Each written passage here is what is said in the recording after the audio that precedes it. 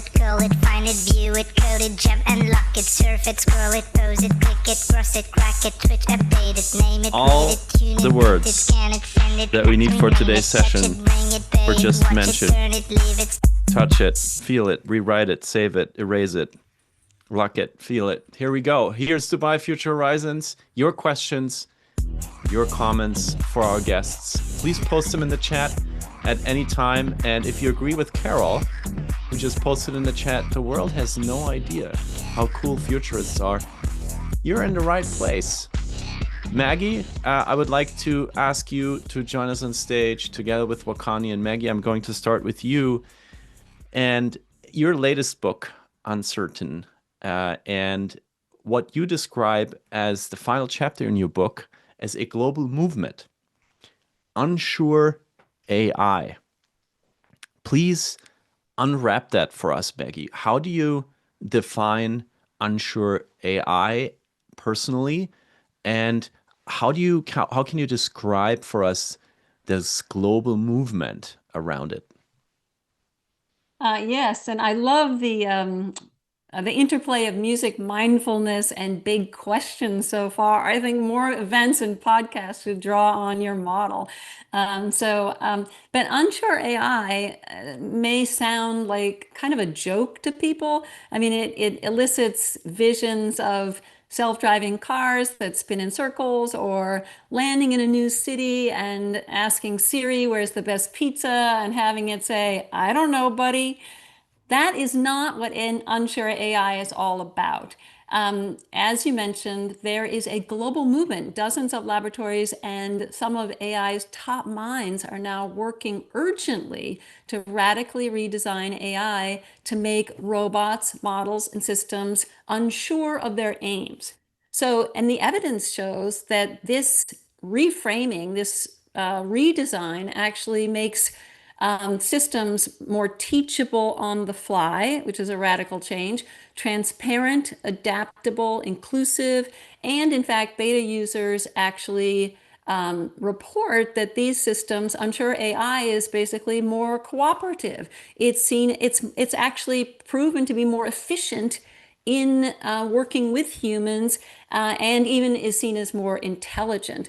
So I think to understand, because this is a big, strange, counterintuitive, notion, it's important to step back and note what traditional AI is. Traditional classical AI is basically built on a highly narrow definition of intelligence. The rationalist view of intelligence, to be smart, is to achieve one's goals however you can. In the case of AI, as autonomously as possible. And therefore, therein lies the wonders of AI. It learns and it goes and it does what objective we set it. But at the same time, there is a huge problem with classical AI, which is that it falls out of quote unquote alignment with humans' changing needs, preferences, and with an unpredictable world. So I was just in Beijing as part of my book tour, and at the same moment that I was in the city, they held the very first half marathon for robots and humans. But at the same time, in that road race, the humans and the robots had to be physically separated carefully for human safety, because a so-called objective achieving robot, tasked with winning or moving quickly, etc., will consider the human an impediment to achieving its goals and will eradicate or eliminate that obstacle, that human so-called. And this is akin in a macro level, as Brian Christian says, this technology writer, to basically putting the world on autopilot. So enter AI, unsure AI. Now, this has moved from theory to reality in just a few years. Essentially, great designers and researchers are trying to make AI unsure, therefore flexible in their goals. It's also called objective uncertain AI or reward uncertain AI. So picture a housekeeper robot. You have a housekeeper robot now. You want it to fetch coffee. This is a common example used by Stuart Russell, one of the greats of AI. And under classical AI, it will do so most efficiently according to its original objective. But unsure AI will literally, and this is what some of them robots do, show you scenarios about, whether you prioritize price point or route, etc. I also beta tested a unsure robot arm at Virginia Tech that could haptically, through literally kind of using inflatable bands on its arm, express its uncertainty and allow me to tweak the task that we were doing together through this expression and of uncertainty. So there's also a transparency element that's really important. Um, Unsure AI adapts in the moment to human need. It turns the human from an obstacle to a teammate. And Anka Dragon, who I interviewed extensively and who's now the Google DeepMind head of AI alignment and safety, calls this humble AI, which is incredibly evocative and really interesting. But what she means is that it is AI that's willing to be challenged, designed to reconsider, be aware of its limits, etc. This is a game changer. And I'll just close. I hope that gives, this is a Wow. huge notion, and I hope Yeah. it gives a little bit of an idea. I'd like to talk further about some of the details, but just in closing, it's really also important to note that AI and that unsure AI is part of a global series of movements today across many, many domains, from medicine to business to science, to recognize uncertainty as a strength of mind, whether it's the synthetic or human. The new science of uncertainty is, there are exploding studies that show we need to update our tired old assumptions of uncertainty as weakness and inertia. And through productive, what I call skillful uncertainty, we can gain adaptability, resilience, inclusiveness, the skills we need in times of flux. So the important preface to the redesign of AI in this way is to reset our own mistaken ideas about unsureness. Wow. Okay. Mic drop, Wakani. I was actually trying to take notes just to like follow, to process all from the base of your book, Maggie. The uncertainty as a strength is something that you really point out in your book, to the fact that you're talking about something that is, instead of giving you an answer, is maybe asking you back, or giving you options. So it's actually, it sounds much more human in a way. To all the way to the robot race that you just witnessed. I just saw a viral video where robots were supposed to play a soccer tournament and terribly failed. So there's all these moments now that many of us witness or are a part of, where we kind of take a glimpse into this humanity and AI coming together with all its problems and faults. And Wakani, when you were listening, what did you just take from Maggie? What would you like to respond or process right now when you hear this? Yeah, thank you so much. And Maggie, you've got my head buzzing, and I've got so many questions.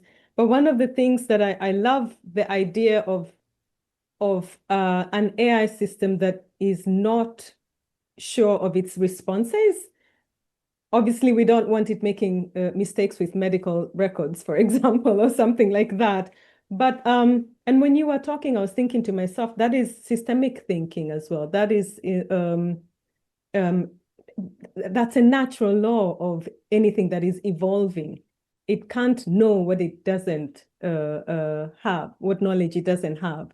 And so on a more serious note, beyond I don't want it to make a mistake with my pizza order or whatever it is. But the reality is, I mean, think of it in terms of education. I've been following a lot the work of Karen Howe. She's written the book Empire of AI. And she's been quite vocal about this idea of artificial general intelligence, like, questioning that idea of general, who's general intelligence, who's general. And when I think about it, I think that the word general is also now going to be something we have to kind of be careful around, because we're saying that AI has a general way of thinking. And of course, we know that thinking on it in and of itself is something we do collectively, right? So do we want a single machine that kind of has this ability to think through things on its own without sort of the collective intelligence that we have around us? So the idea of unsure AI, absolutely love it. And humble as well. What a wonderful word. I don't know how much it's going to land, I hope it does.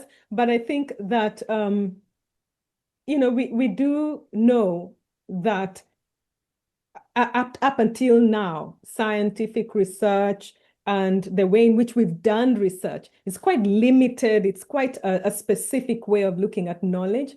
And there are multiple knowledge systems that we haven't yet interacted with. So I think that's even beyond AI. It's an invitation to all of us to actually be a little bit more humble with what we think we know so that we can be open to knowing more. And then our prompts are going to get better, right? The things that we ask AI to do are going to be coming out of this very personalized quest for a different kind of intelligence that you haven't interacted with. So yeah, I'm loving it, Maggie. Thank you so much for opening up with such bold statements there. Unsure and humble AI. Love it. And there's something, a little gift, Maggie, that you brought for us, a question that you often bring to rooms, to communities that you bring your topic towards, they bring your book with you. What is something that you would like to know from everybody in the room, Maggie? Well, I would love to ask everyone, what is the one word that comes to mind when I say uncertainty? Just one word. What is the one word that comes to mind when you hear uncertainty? And we are giving you our Menti again so we can visualize your contributions a little bit better. You can scan it with your phone, scan the QR code that you're seeing on the screen share right now, or click the link in the Zoom chat to participate and let us know what the one word is. Why are you asking that question to rooms, to classes that you come to, Maggie? Well, because the response is very varied, as we can already see on the screen. And also it's indicative of this range of sort of attitudes, our kind of most inner quick attitudes about how we approach uncertainty, as one scientist told me, is how we approach life. So I think it's really important to take a little bit of a check, a mind check on how we approach uncertainty. And of course, it can be defined different ways. There's basically two different kinds. One is the uncertainty out there, the unpredictability, the volatility that is rising today. And then there is our inner unsureness, which is our human response to the unknown. So these words can run the gamut. Wow. And maybe you're looking at the results here, the contributions from everybody. Thank you so much for chiming in. I see possibility, opportunity in the middle, and then a lot of other things in concentric circles around it. Maggie, when you look at what people are sharing, what the community is contributing here, is there anything that stands out to you? Yes, most of the time, wherever I travel, many of or majority of the responses initially are negative, as in anxiety is usually the first word. Now, in this case, I saw the first word was open, which maybe we're in a select group of, very future-oriented people who are less or more comfortable with the unknown. But I see the fear, I see the anxious, I see the stress, and yet there is always the possibility inherent in uncertainty. In fact, scientists across different domains separately call this a space of possibilities. Uncertainty is a space of possibilities. So I love that opportunity and possibility are big words in this mix. Yeah, and we had a past show about a report by Dubai Future Foundation and Ipsos, first ever report on what futurists actually think about big societal topics compared to the majority in the world. And what one result was that futurists tend to be more optimistic about the future than their peers. And you can maybe see that reflected here in this beautiful mosaic of contributions. Thank you all so very much. And Wakanyi, to your view to your point. You told me preparing for the session that you're looking at AI as a way of curating, as a accumulation of human decisions that are behind every data point. And from your perspective as an indigenous scholar, as an AI researcher, what is it that we're actually curating right now when it comes to AI? What version of humanity are we actually encoding? Yeah, great question. Yes, I've been sitting a lot with that word curating. And of course, we know curating comes from care, the act of caring about something. And so I'll weave in a lot of indigenous ways of thinking here. And when we're on a journey, so it's like, imagine ourselves we're all pilgrims now. We're on a pilgrimage with AI. And I loved seeing words like parenting and butterfly. Those caught my eye, and I thought parenting butterflies. Maybe that's what we're doing here, And that's scary. And scary was also there. So when we are curating something, we are delicate around that which we care about. And so if you think of AI in that sense, it is something we don't quite fully understand what its potential is, what its potential for doing good to the world, meaning what its potential for creating abundant possible forms of flourishing for different utopias. And I like utopias rather than one utopia. And we also don't know its potential for creating for destruction, right? And so if we're in this art of curating and we are moving towards a particular direction, what we're curating essentially is the past into a future that we don't know about, right? We don't know anything about the future, but we know a lot about where we're coming from. Right? There's this wonderful word from the Akan community in Ghana. It's called sankofa, and to sankofa means you return back to fetch or to retrieve that which you have forgotten. But you do that now in the space that you're in, right? So we're curating as we are. So any engagement that we're doing with AI, and I use AI very loosely. I think here a lot of times when we hear AI, we're talking about LLMs, right? Large language models and nothing else, not the robots and all of that. So generally speaking, a lot of people we're all using AI to some degree for something, whether it's a bot that we're interacting with, whether it is just a ChatGPT to do your editing or whatever it is. And in that space, so the invitation I have is for people to think of themselves as curators of this thing. You're curating your life. And so it is a very personalized experience. It is something that is personal to you. We're all fish in the water swimming, but how cold or warm the water is, it really depends on you and how you deal with that as well. So every word, every sentence, every conversation that we have, all of that is going into this space of this collective field of possible ideas and collective intelligence, right? So it's the very personal it's not an individual experience, it's a collective experience, but there's a personal experience that you're having that is really your own intimate experience with artificial intelligence. And so how you do that shows a lot about how much you care about yourself. So there is an invitation to think about, what do I care to take with me on this journey? And the more we care about that, the more we're able to see what is our collective intelligence. Because AI, as we know, it's algorithms, it's data, it's mathematics, right? It uses the best possible combination. And so just like that Menti splash that we saw there, what was the best combination? What were the best words? What was the most popular thing that came up? So possibility. So what is a possibility of our best curation? I think this is one way of looking at artificial intelligence as just a person who's not creating a tool, who's not part of the design team or any of that. Be just just a person who's interested in the future. You're a parent parenting these butterflies. How best are you going to take care of that cocoon before the butterfly pops out? Mm-hmm. And Thomas just wrote in the chat, like in any relationship, it depends on how you relate to the large language model and collaborate with it, which is a part of our topic today, is like, how can this collaboration really look like. And I love that you're talking about parenting butterflies here. What a beautiful image for what we're trying to do here. Maggie, would you like to chime in on what Wakanyi just shared?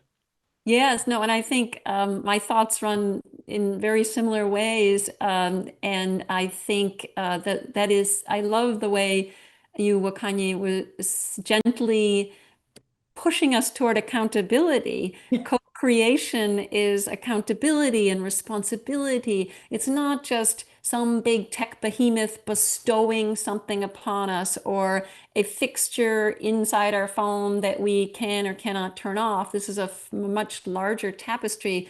And I would point to, as part of that idea, also that there are multiple minds that we can bring to this problem or opportunity of co-creation. I mentioned the narrow view of intelligence that is the foundation for the narrow understanding of intelligence that is the foundation for AI. Well, this narrow view of intelligence is woven into our world. What counts in so much of global society as smart or good now feeds into AI today, along with many biases. So just the notion of what an expert is in so many different societies and situations is the person, the doctor, the leader who is quick and sure. We put that on the pedestal, and yet new research shows that adaptive expertise is the kind that allows us to contend with the unknown, contend with the unexpected. These are the people who, instead of relying on quick, sure answers, actually then inhabit the question, as I call it, evaluating, incrementally taking a little bit of time, even if so. So the question become, who are the sages? Who are our wise ones? And I think that's a question we need to keep with us. And also, in a technical terms, training diverse models is only part of the fix of widening the horizons of AI, because systems learn based on prioritizing what is common. And so you might train a model on, information that exposes it to female engineers to, diversify the notion that all engineers are he, and yet the system will still prioritize commonality, and so it might miss the idea that there are other types of engineers. So I think we have to be careful of what we value today and hyper aware of past biases that will be rippling through AI for years and years to come. I mean, regimes that spread hate now may set off years of dehumanizing search results. And so our current awareness has to be embedded in the past, as well as our visions of the future, as I think you were so rightly pointing out, Wakanyi. And because of these ripple effects, you're basically saying there's much more responsibility on our end than there ever was. And Hina just posted in the chat, uncertainty is opportunity only for the powerful. Wakanyi, you brought up a really interesting question surrounding this, which is, if you were in the room where AI is being designed right now, what would be your priority? And I heard this question from you and it really got me thinking. And I would love to throw it back at you. Yeah, What do you think about that? Oh, I mean, I'm going to be biased, and we know technology is not neutral. So if I was in that room where technology, AI innovation was being designed, and that I'm really keen and interested in the ethics of the design thinking process. What are we thinking about designing, and for who and why? I would be thinking about the children. And I say this not because I'm a mom. I am a mom, and that's, so it's coming from that perspective. But I think that, somebody sent me a little meme or a quote the other day that your future doctor is being trained by ChatGPT. And that really, was ha ha ha. But on the other hand, what we're really talking about is that the kids that are being born today and the ones that have been around, the 19-year-olds that just went into college recently, they're the ones who are going to be using AI fully in their lives. They're the ones who are going to be competing for jobs with AI agents, and they're going to be looking at their CVs, their qualification against what a machine can do. And obviously, we know that they can't compete. So I would be looking at going back to unsure AI and humble AI and that sort of thing. I'd be looking at what are these kids dreaming about in terms of their future? Because we haven't, I've been in many rooms, funny enough, where technologists and philosophers meet. And that's a very strange combination of people to have. And often I think there's a third voice missing. Here, it's the voice of the youth. The children who are going to be depending on these things for their lives, for their flourishing, their ideas are not building. They're not embedded in the design thinking. And so, we stand to make a lot of mistakes with AI, as with everything else. And we also have the opportunity right now, because we've flattened the experience of being an adult or a child. We're all online somehow at par. Right, I've got a 16-year-old son who's more active on X than most of the adults that I know, has a lot more information about what's going on. That is an intelligence there, the youth intelligence, the young intelligence that I think needs to be embedded in this design. And I'm not talking the kids who graduated, who are coding and all of that, but I'm talking much younger than that. And then parenting. So that's why I loved, that's why that caught my eye, the parenting butterflies, if you're parenting AI. I would want to put into the design of AI a sort of a requirement to parent it in a way, in a way that we're able to train it to hold ourselves accountable for how we are designing this technology, to hold ourselves accountable for who we are designing for. And I would want to design it with the community that will then eventually be the one depending on these technologies. So children would be in the room with me designing. In fact, if anything, I would actually have the kids design the AI and then bring it back to, to the lab and have, the technology say, okay, that's not possible. It sounds funny, but they have dreams and they have real valid fears. They're afraid of their future. They don't know about, whether the climate will change drastically to the extent that they might not have the ability to have families and to be even around. So we need to think seriously about who we're designing for. And it is really for the kids. It's not you and I, Felix. We've already lived out our lives. It's actually for the kids. Maggie, I would like to reframe the question for you a little bit, because Stephen posted in the chat, how can the concept of embracing uncertainty for its generative possibilities can be reconciled with the lived reality of marginalized communities, where uncertainty is often a symptom of oppression rather than an intellectual opportunity? To which Isabel wrote, I'm wondering if the idea of certainty is a Western construct that never existed for most of the population for most of history. To which Stephen then said, well, many communities who endure marginalization live in conditions of enforced ambiguity, where uncertainty is not a philosophical puzzle, but a question of life, death, or harm.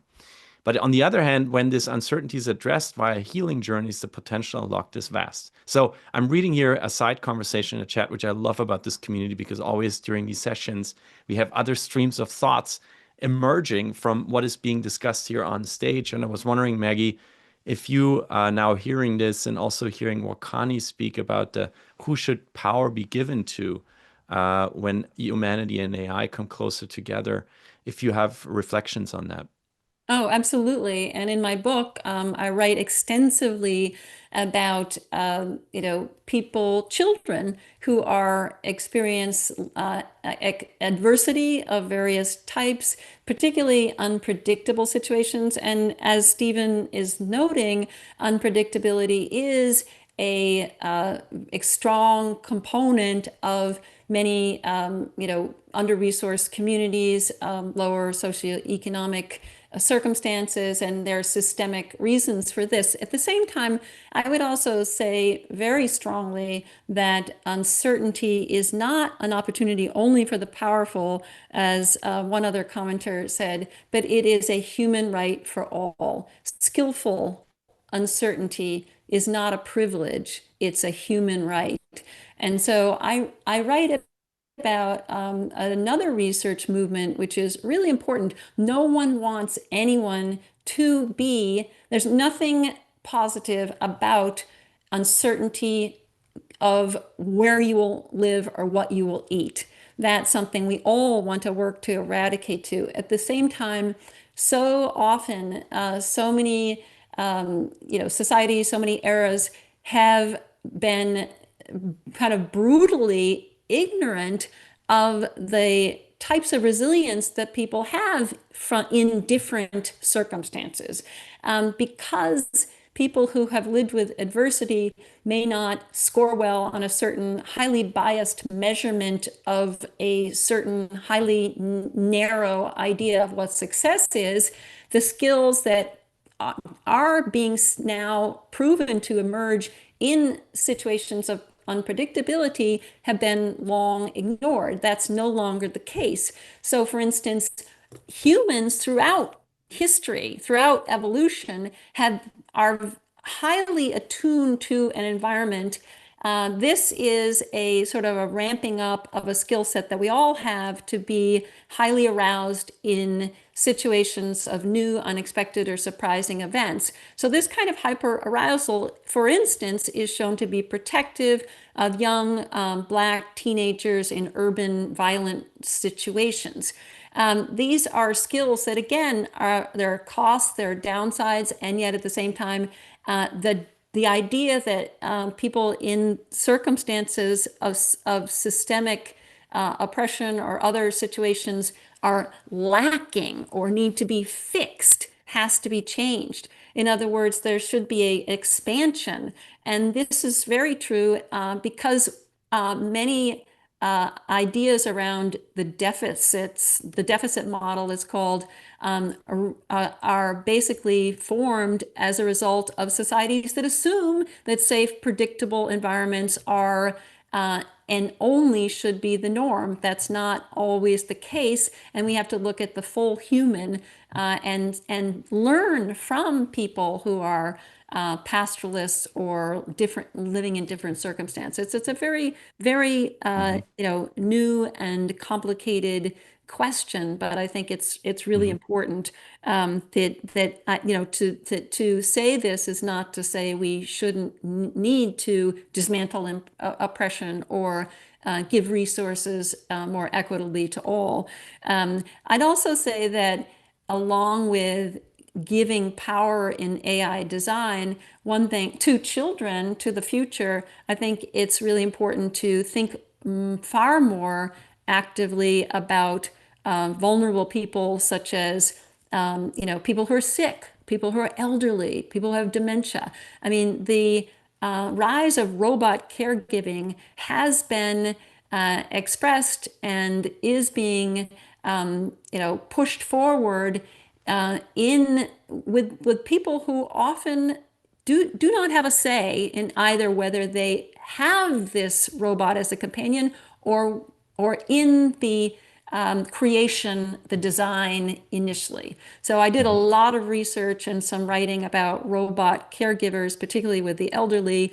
There's very little user input on these on these devices, and when the elderly and senior elders are asked, they are willing to have robotic companions, but they fear manipulation, which is not implausible in a for-profit systems, and they also fear the stigma of robot care. There's a lot more being written about the haves having human care, the have-nots having robot care. I have one good news story to share, however.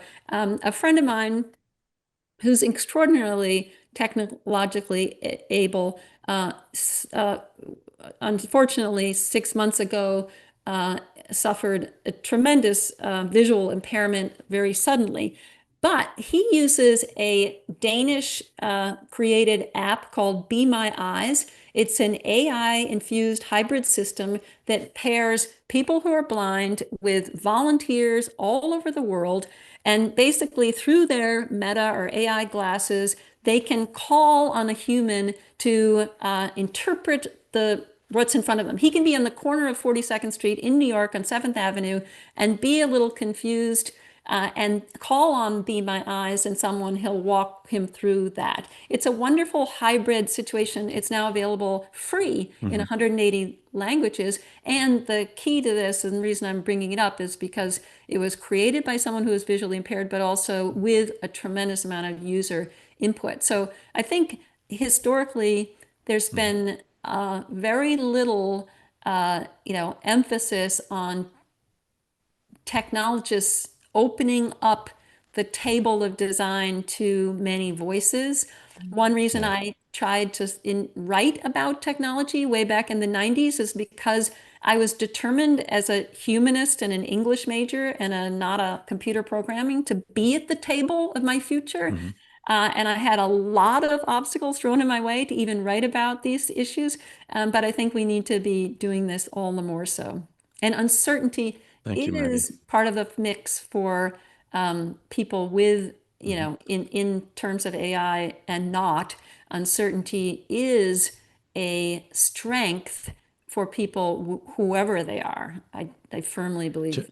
John posted in the chat this moving from attention extractive AI to meta relational AI. I love how we're struggling for words to put this into what you just described, this process from moving something that's optimized to please to something that's optimized for ambiguity here. And John, thank you for your contribution, and thanks to all of you for keeping the conversation here up in the chat. We will in a few minutes move to an onstage Q&A. So every one of you who has a question directly to our speakers and would like to voice it on stage with microphone and camera on, please raise your virtual hand now.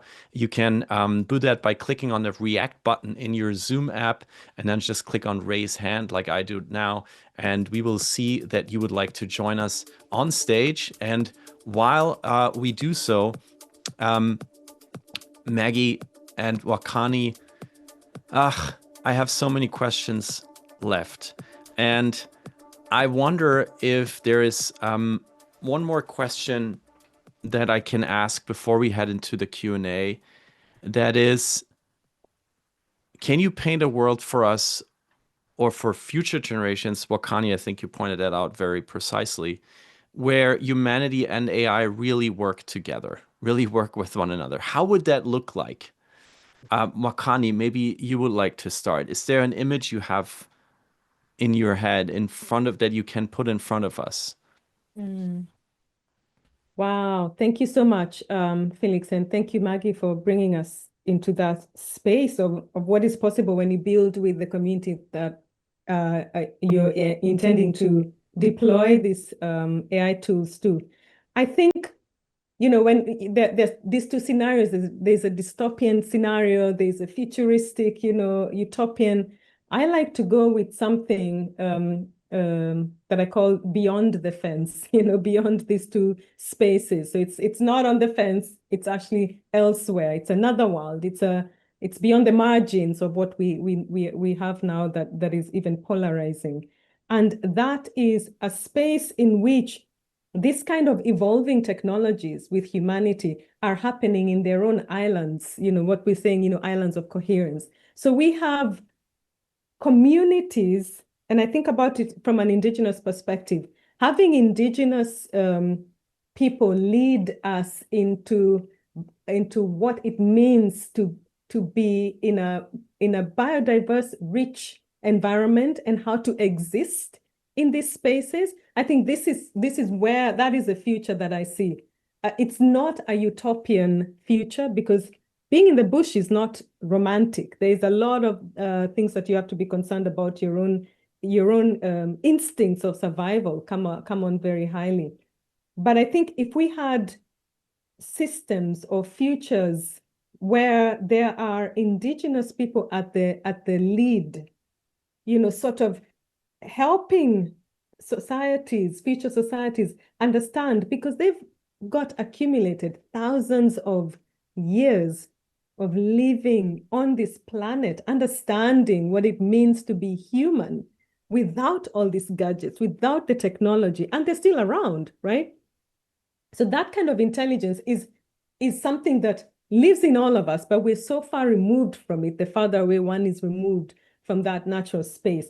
So I envision a future in which even something like a data center could be not just this sort of very sanitary, cold, established building on a river. It could be a garden. It could be a community garden where we're actually responsible for looking after these spaces. So I'm not a big fan of a future with AI as the only form of intelligence. But if we're going to go down that path, we need to, again, go back to design thinking. What future are we designing and for who? So what would spaces for children look like from an indigenous perspective, right? What would care look like from an indigenous perspective, caring for the elderly? And so for me, yeah, I look at it as moving towards what could be most natural and organic, but by design and also by appreciating what is already natural by design in the planet or in other living systems, and how to coexist as one community of life, not with humanity at the center, but actually that this whole entire ecosystem is one community of human of life on planet Earth. So a future in which indigenous artisans and artists and designers lead us, and it's no surprise that the world's 80% of the world's biodiverse landscape is occupied by the smallest group of people that we call indigenous. There's a reason for that. Wow. There's a reason why the forests there are still alive. The birds are still, the bird species, the indigenous plants are still there. It's because there's a way of living there. So I'm not going to romanticize that lifestyle, but I'm going to use that intelligence as something that we could bring with us into the future. And thank you for giving us that image of a data garden, maybe. Thank you for leaving us with that, Wakanyi. And Maggie, I heard you say in a podcast that, and Wakanyi just references, it's this other brain, right? We're not the only ones with the brain anymore on Earth. There's this other brain now, and we have to deal with it. So I was just reminded of you saying that also as an image for us. What would you say, Maggie? What is for you something that you can maybe paint for us where humanity and AI really work with one another? A scenario you can show us. Sure. And I think the backdrop to any scenario of mutually beneficial collaboration between AI and humanity has to take into consideration that we're living increasingly in a boundaryless world. I've written a lot about boundaries between home and work being dismantled, boundaries between gender roles or roles at home or in marriages in many societies. So what that instigates is constant negotiation. With freedom and fluidity come constant negotiation. And that's exactly what I think has to be the baseline for humanity and AI to work together. And that's exactly what unsure AI paves the word. In other words, to remember the image of the Beijing half marathon, we don't want to be on opposite sides of the street in parallel play, so to speak. And as Anka Dragan, the Google DeepMind head of safety, says, the agent who is unsure, the AI system who's unsure, will be saying, I don't know the ground truth of what humans want. Let's keep the conversation going.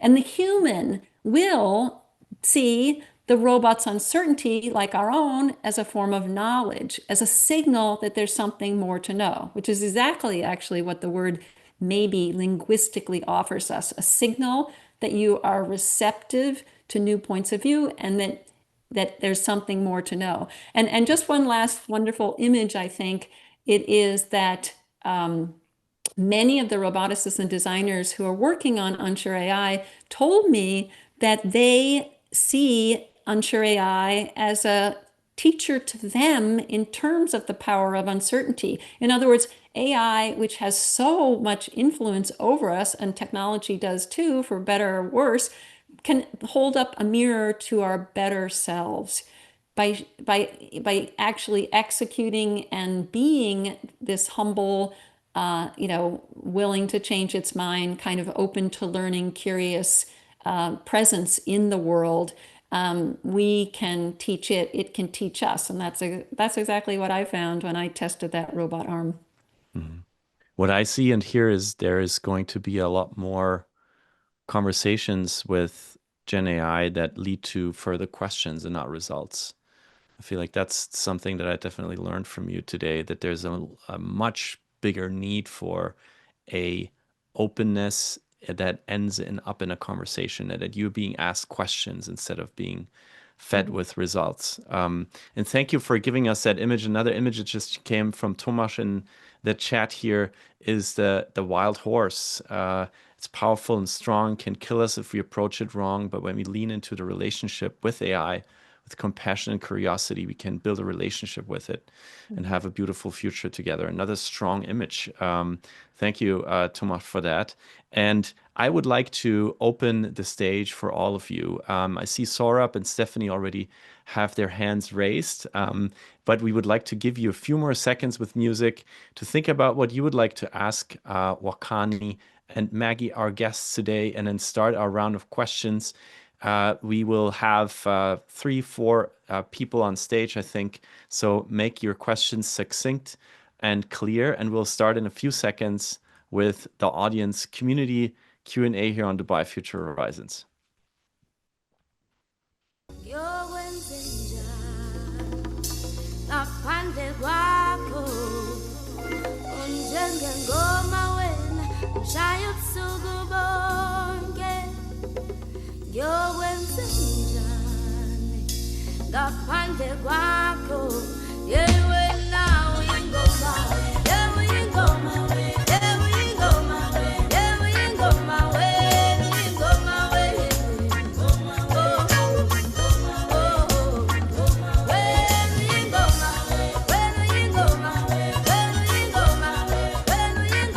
Wakanyi, I see you smile.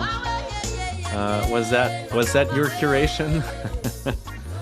Definitely. I'm really happy, DJ Hourglass. Thank you so much. Wow.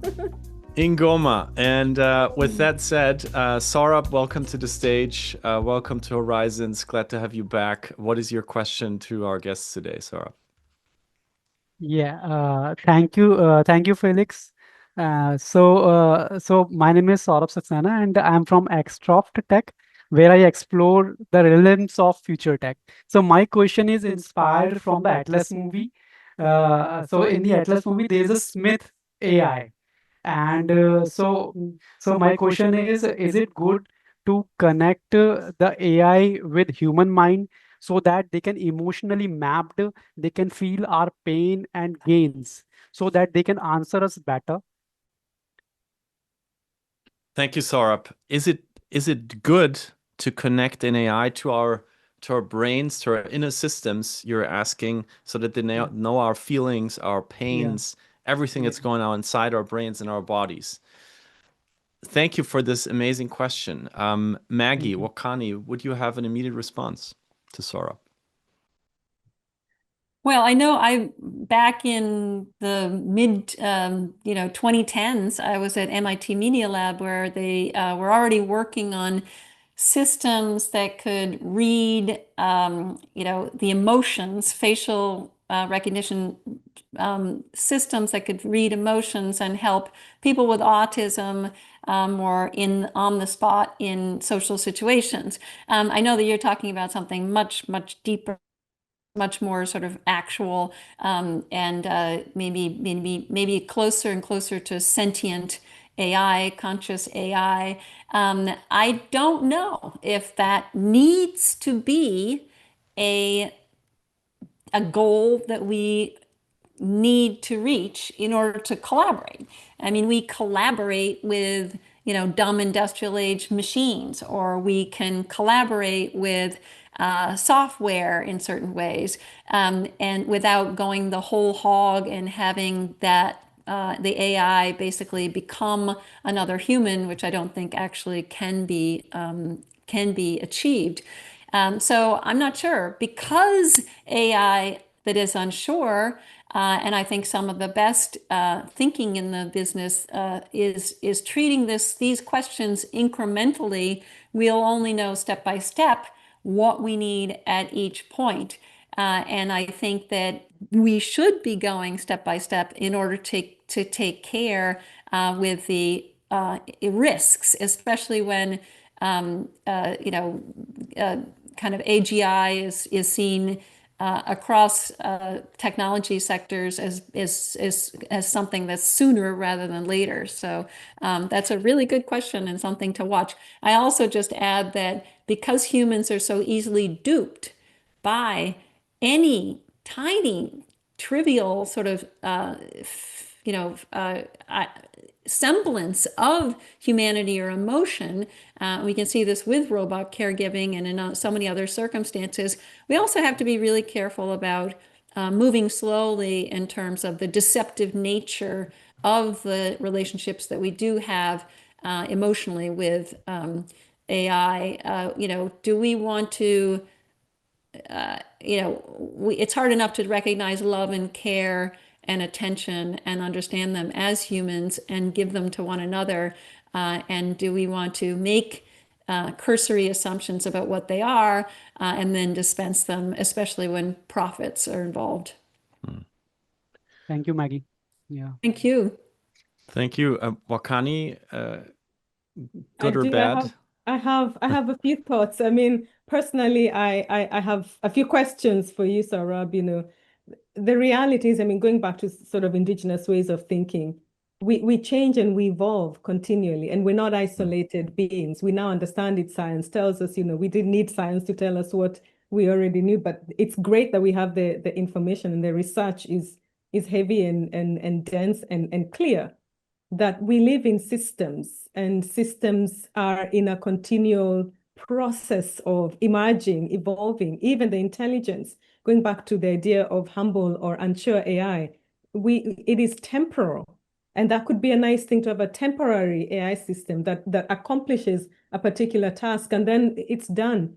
But on a more practical level, just imagine the amount of energy we're asking for these things to consume just to keep us remembering things that are instinctive and natural.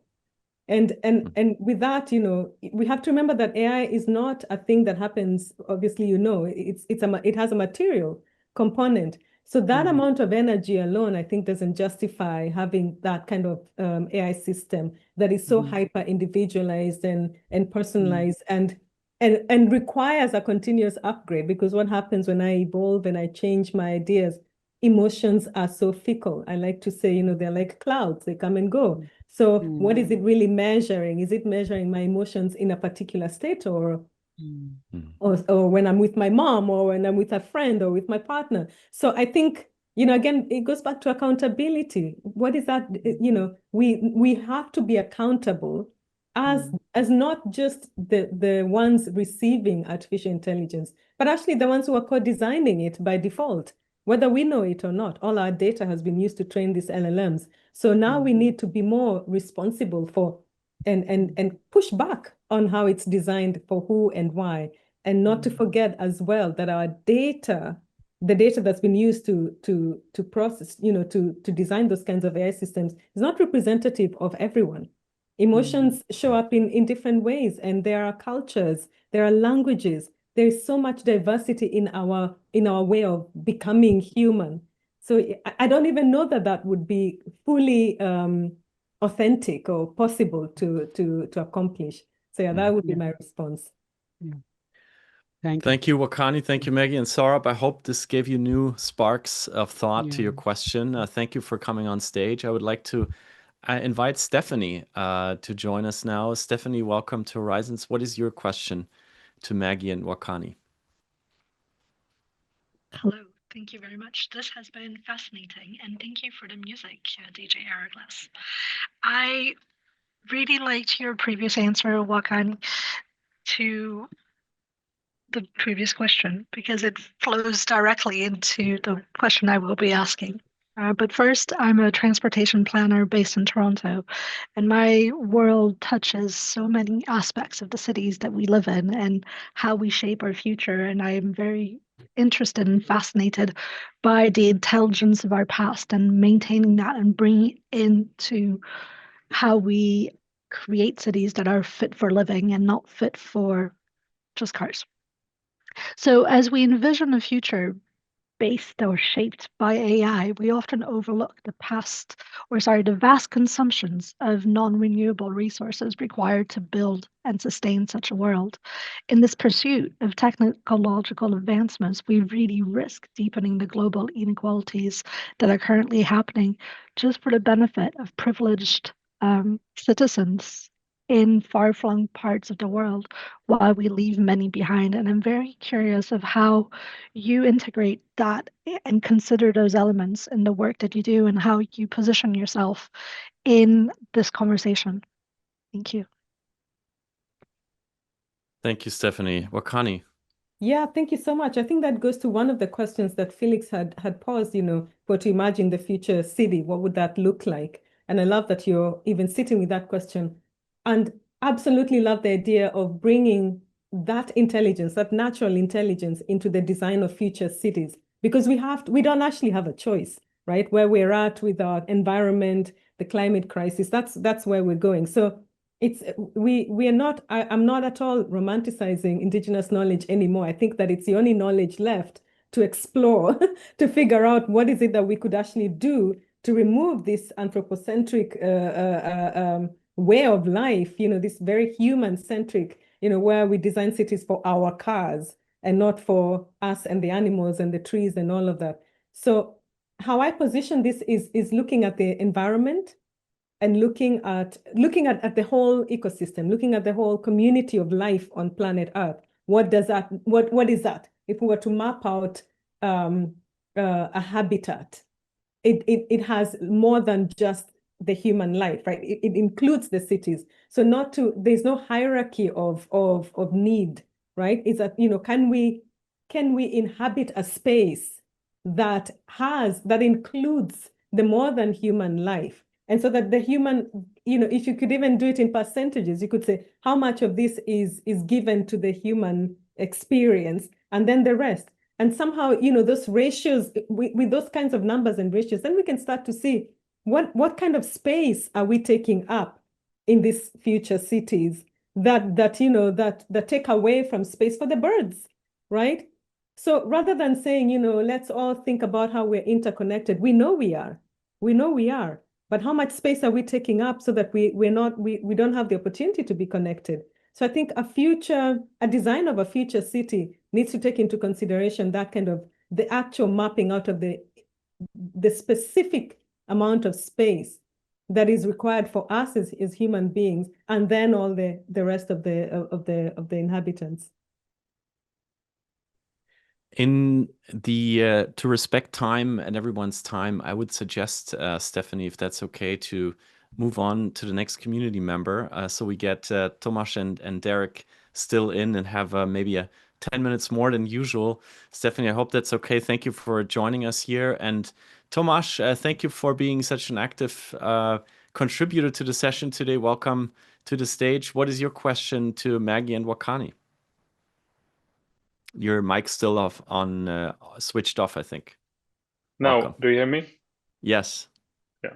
So I'm right in the middle of a process where we have built, we train an AI to live through a scenario. So actually that you get a persona on the other side of any future that you would like to see. And then you can talk and you can chat with that person and you get advice for that person. I'm right in the middle of that. And when we built it, I see that we have too much, or almost all of the softwares we build today are built as decision support systems. And they're built to not need people. They're not really planning for needing me and upgrading me. It's to do things instead of me, like with robots and things like this. So I have this image in my head that I say where we focus on decisions, we focus on control, leadership focus on decision controls and their own goals, where we want to lean over instead and say that we focus on our learning and my learning, on my actions and my taking responsibility, and on me as a collaborator. And if we switch over to collaborating, to learning, to taking responsibility, we will actually get good decisions, but with depth. So I'm asking you now, when we have a chance with AI, and I see it's such a learning accelerator, it is such a provider of perspective if we ask it to have perspectives. How can we capture, what is your view on this? How do we capture this technology?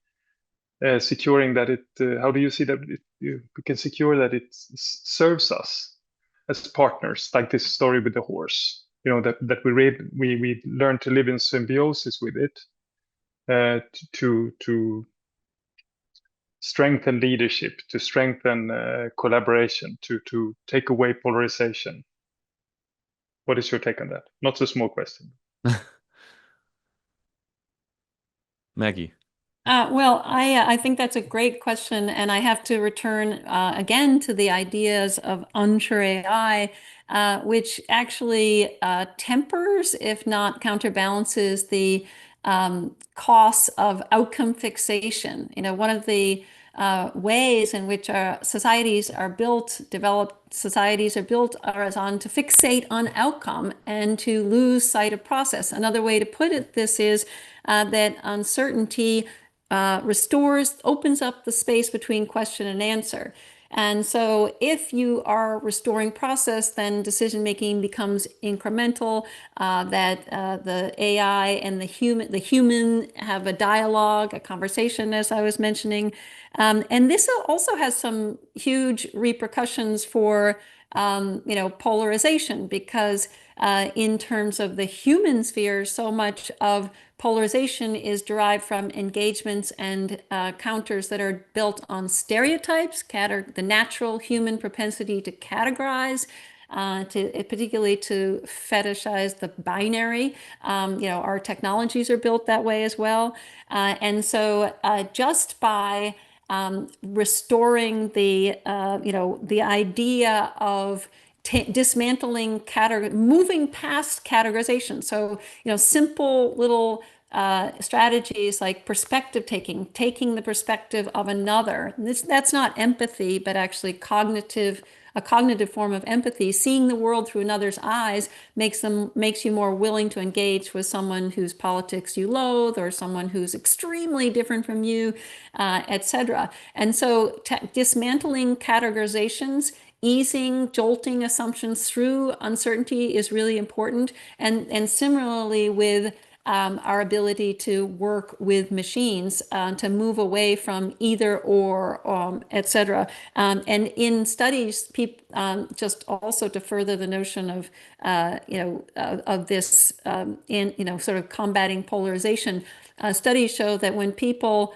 argue to learn instead of arguing to win, they become much more able to cope with uncertainty, but also the whole tenor of the discussion changes, and they can simply they become people who are tolerant of uncertainty, which is a kind of personality trait that is based on your approach to uncertainty, whether or not you see it as a challenge or a threat, whether or not you're a flexible versus a rigid thinker. People who are more tolerant of uncertainty are more willing to argue to learn, and to be also willing to say, I don't know, in the middle of a hot button discussion. So I think that's, this idea of moving away from process, moving away from categorization, moving away from the binary are as important for humans as they are for these systems. And I agreed with everything you said. Tomasz, good luck with your project, and please keep us posted on what happens next. Thank you for being here, and we will take one last Thank you. question here on Horizons today. Sorry, Sefa, I thank you for sharing it in the chat already. Derek, welcome to Horizons. What is your questions? Let's all Hi, make it everyone. succinct. Yeah, very quickly. Oh, okay. Well, thanks, everybody, first of all. I'll make that succinct, that's for sure. I've been working for a long time now, some people who are here know, on HMR, right, on human machine resources, specifically in government, organizational, operational structures, particularly in UAE, actually. And one of the aspects that we've been looking at deeply is mutual intelligibility. And I know Maggie, you mentioned this question of understanding, but in parallel with that, we're looking at how we can build educational courses or training that actually embraces the human understanding of agent behavior and agent thinking, right? Because ultimately, at the end of the day, one thing's that them always trying to understand how we think and our brain, but the real question is, if we're going to work with them, but we need to understand how they're thinking. So I'm wondering what you think about that from an educational or from a futures perspective. Thank you, Derek. Wakanyi, would you like to chime in last? Yeah, I can go. And I just want to say quickly to respond to something that Thomas, who was here earlier, was asking. And this actually falls into what Derek is talking about. I think a colleague of mine wrote a book called From Pessimism to Promise. Her name is Payal Arora. She's been talking a lot about this idea of, pessimism can only be afforded by those who have the ability, the privilege of being hopeless. And I look at that and I'm thinking a lot about, we're thinking about AI solving so many things all at once. But I think there is something here to be said about a slow-moving process towards that better, beautiful world that we all aspire towards, right? And that's always changing. That goalpost is always changing. So thinking about how, and I love the question on education, can we first and foremost try and figure out how to use AI to solve the biggest problems that pose a threat to all of our collective being here, flourishing, for example, right? So whether that is, questions around wildlife extinction or the climate crisis, being able to understand how much we've polluted the oceans with the plastic. There are systems in place, there are solutions in place that can be augmented with AI intelligence, with artificial intelligence to help us solve those problems before we go into the personalization of things. But now back to your question on education. I love the question about agency. This is something I actually work with a lot. I use the philosophy of Ubuntu, which is the African idea of being an agent who makes choices for and with others. And so this is a question of ethics, I think, that you're coming up with when you're talking about education. What are the ethical considerations that we need to make? What does education look like? What does it mean to have agency? This is a question of freedom as well. What does it mean when we're talking about a child who's able to go to school and be able to fully